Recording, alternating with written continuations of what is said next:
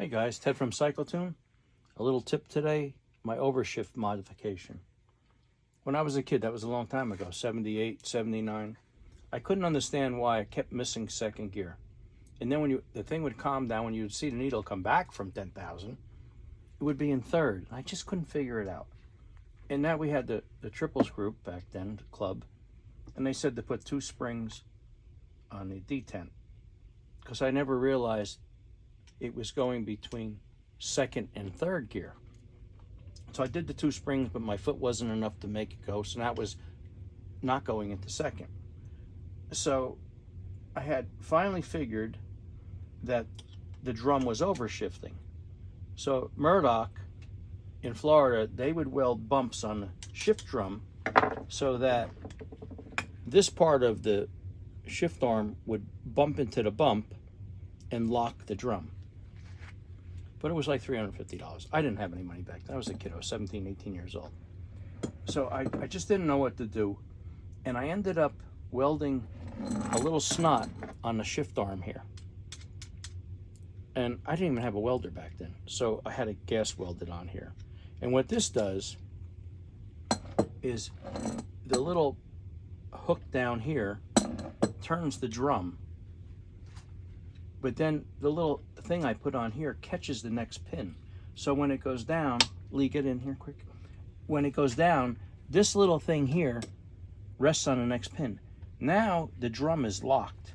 It can't turn either way. This is how they should have built it, with a little tab here. So this little tab, this little piece of shit here, ended up curing my overshift problem.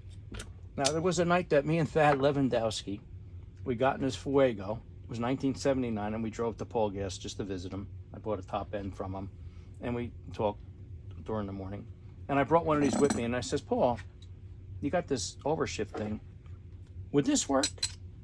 Now, we were young. I was 17. He was probably 30. He says, yeah, that'll work. So the next time his catalog came out, the overshift modification was only 40 bucks.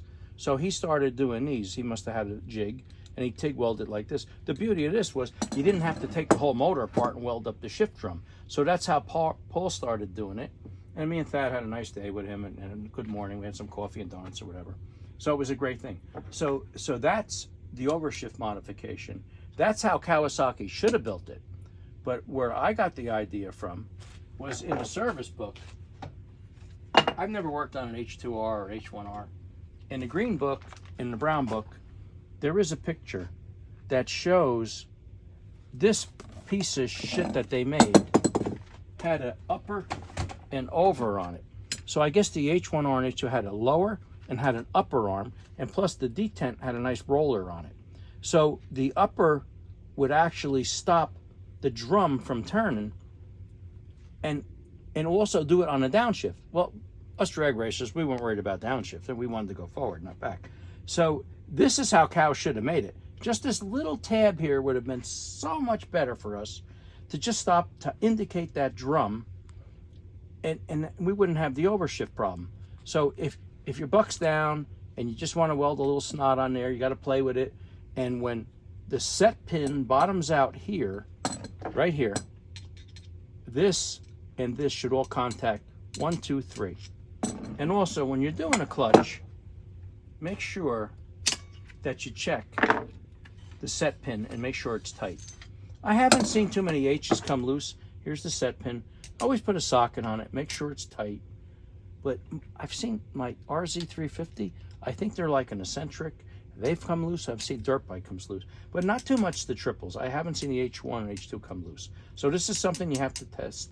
Make sure it's tight when you're in there, doing whatever. Just put it, even if you get an open end on it, and hit it. And this is my little overshift modification that I came 1978 or 79. That's a long time ago. I had a lot of hair back then, and I didn't have this back then, okay? Guys, thank you. Until next time, thanks.